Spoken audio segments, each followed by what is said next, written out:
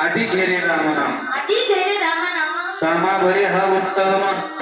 नाही तरी येम दात खातो कर करा दात खातो कर करा